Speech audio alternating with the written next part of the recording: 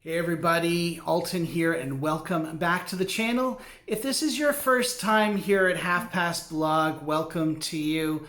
I enjoy talking about watches and I don't know anybody in real life who actually owns a watch that isn't an Apple Watch. And so I started this channel to just be able to check out new watches, talk about them and explore this community that is a fantastic community.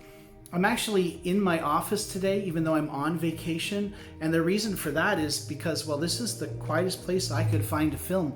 Because of COVID-19, my wife, my kids, they're all at home and they're insane. And so I've come here to work on my vacation to talk about watches. It's a paradox, I know, but that's what's going on. I have 4 watches that I want to share with you. I'm going to share 2 of them with you today by Stalingrad watches. I'm really excited to be included in this watch tour. I want to thank Jamie from Madrock Watches and Adventure and Bob at TimeToGo, and they have included me in this tour, and of course the great people at Stalingrad. I'm really excited to be able to check out these 4 watches, and at least one of them I knew I really needed to see after I saw the review at Madrock. And so with no further ado, why don't we dive into 2 of the 4 watches.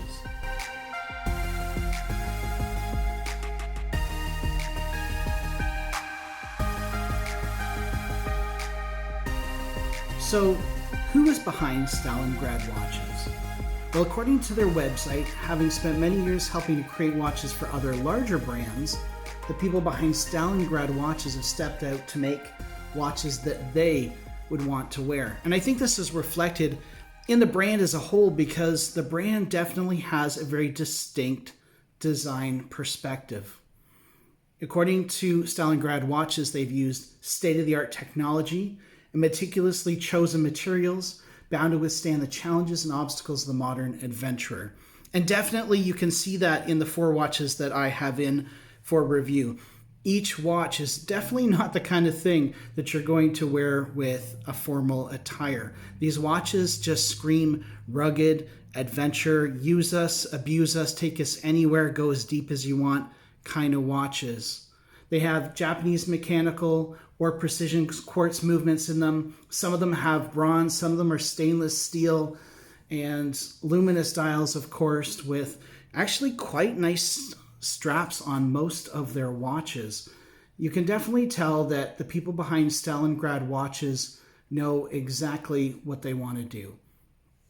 Now, the Battle of Stalingrad is considered by many historians to be the greatest battle of the Second World War, according to their website. And so it is from this story, this battle, this Soviet battle, that Stalingrad watches takes their name. And I'd encourage you to check out stalingrad-watches.myshopify.com/pages/about us. You know what? I'm just going to leave a link in the description for you to read more about it. But what I'd really like to do, not being much of a historian myself, unless we're talking about ancient biblical kind of stuff, is I would like to show you 2 watches out of the 4 that I have in for review. Now, the first watch I'd like to show you is called the Torpedo. And the dial design here resembles that of a sonar screen found on ships and submarines. I'm going to have to take their word for it because honestly, I haven't piloted a vessel greater than a blow-up dinghy raft in Georgian Bay. The caseback is supposed to resemble the close-up view of a torpedo tube to be specific. And the various colorways are supposed to resemble the marks of a helicopter-launched torpedo. This particular model has a premium polished steel case, but here's the really cool thing. This watch, even though it seems to be sweeping, it's actually a quartz watch. That's right, it's battery powered, battery operated, and it's ticking 4 times a second. Of course, you'll find double that on a more expensive high beat movement, but for me, this is kind of a neat thing to see. Being a lover of mechanical watches, this almost gives you the feel of a mechanical watch with the reliability and of course the ease of use of a quartz watch. Because let's be honest, although I do love to set my watch every morning, it's a bit of a ritual for me over coffee and breakfast, sometimes you just don't have the time. You need to grab and go. And so that's where this kind of watch might fit in for the enthusiast who wants to see that kind of sweep, but at the same time is on the run.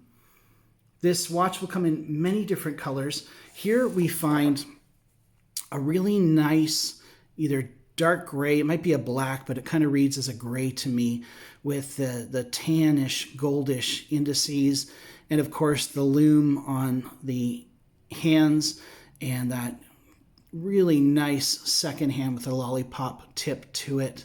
The colorway is just very, very nice. It is a bit of a larger watch, but it wears really well because of the slim proportions. You can see the signed crown there. Now, this particular model, I have had a couple issues with. I'm talking with Stalingrad about it.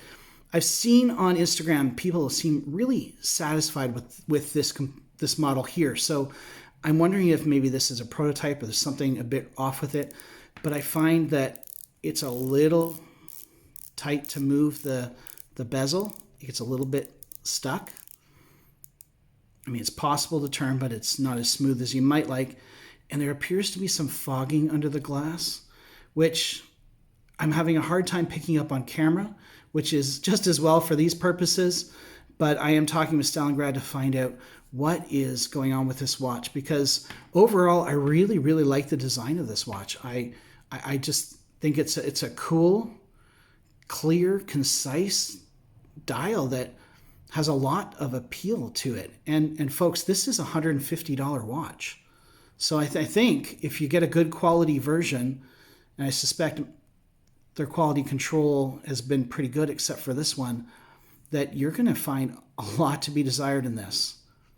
Now, if I put it on wrist, I will show you that you definitely don't want to have a 5.5 or maybe even a 6-inch wrist to pull this bad boy off, because it is a little bit of a bigger watch. This is an 8-inch, a little over 8-inch wrist, and you can see it wears really well for me.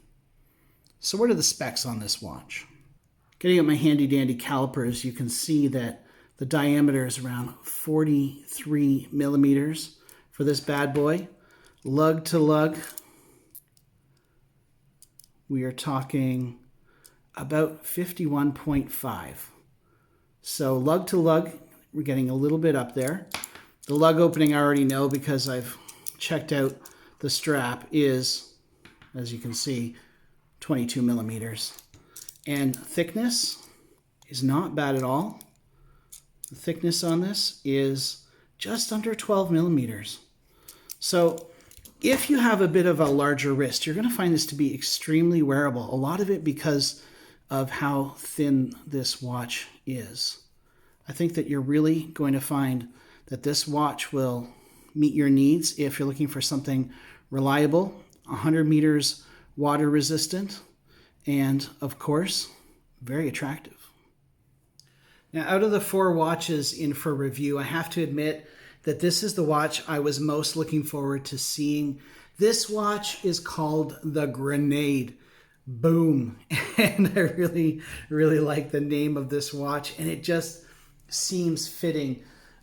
They say that the design geometry is inspired by vintage pocket watches used by the Soviet military, and this definitely looks like a trench watch where they would take a pocket watch, weld some lugs onto it, strap it onto the wrist so that soldiers could see the time at a glance. You have to remember that early on, men didn't wear wrist watches. Only women wore wrist watches. And it wasn't until war that it became not only expedient for them to wear a watch on their wrist, but later also a fashion symbol for men to wear a watch on the wrist. And so you can definitely see that design language. They say that a mix of dark and gray and green symbolizes the dark gray Ushanka and green uniform worn by the Russian military. And the crown design takes cues from the grips of a grenade. Whatever you want to call it, this is a really, really cool piece. And I really, really dig this one. The green dial is definitely very, very neat. It's the kind of dial that looks almost black in certain lights. And then, of course, under my studio lights, it's quite a almost mossy green. It definitely evokes a military vibe. It has a really well done sandwich dial as well. And the hands are actually skeletonized. You can see the numbers through the hands. The date is placed at 4 between the 3 and the 5. And I know that is a problem for a lot of people, but here it just seems to work. They've chosen not to put the number 4 in there in order to have the date. I almost wonder if this would look better without a date, but I know that a lot of people won't buy a watch without the date complications. So obviously Stalingrad Watches is just hedging their bets with that, and I can respect that. The case is really, really neat. Just look at that. It does look like a tiny pocket watch that has been welded with lugs and then strapped to a soldier's wrist. And of course there's the star there. The case back continues that finishing all the way around, which is just as well because you can kind of see the case back from the side profile. And then of course there is the movement beating away in it. The strap is quite nice actually on this. It's a Cordura strap with a leather backing, and it was a little stiff at first. I don't know if it's been worn a whole lot, but I wore it for a day and it started to work its way in. And I think once you got this molded to the shape of your wrist, you would find that it was very comfortable. It also ships with a green NATO strap as well, which would complement this quite well. In fact, I tried this on a couple other straps just to see what it would look like. Some leather straps and some canvas straps, and it looked pretty cool on just about any strap that I threw at it. I really, really dig it. The specifications on this watch, it has a Miyota 8 series automatic inside beating away there behind the case back there. You can see it is, of course, stainless steel. It's 42 millimeters across. My calipers have it just over 42 millimeters. The lug width is 22 millimeters. Now they say it's 11 millimeters thick. So let's check that out. Let's verify. Okay, according to my calipers, we're looking at just over 13. So I'm wondering if maybe they're not taking that domed crystal into account, because it in fact does have a bit of a dome to it. And then that case back, of course, is also rounded, and the glass protrudes, that crystal protrudes just a little bit. Its lug to lug is 50 millimeters. And I found that it feels like it wears a little bit less than that. It wears very, very well. Now this watch has a domed mineral crystal, an antiqued black plating. They don't specify exactly what it is. Swiss C3 luminous markers, and of course that Cordura strap that it's on right now, and a khaki nylon NATO strap. Its water resistance is 100 meters or 10 bar. It is hand winding. It is hackable. And I have found that its accuracy is just over 10 seconds a day.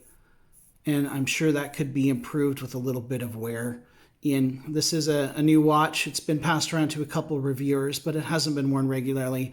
And I bet it would settle in to an 8 to 10 seconds a day, as you find with a lot of these Miyota 8 series movements. So one thing that Stalingrad does well is lume, and you can see as I give all 4 of these watches a good shot of light that all 4 of them have a healthy amount of lume.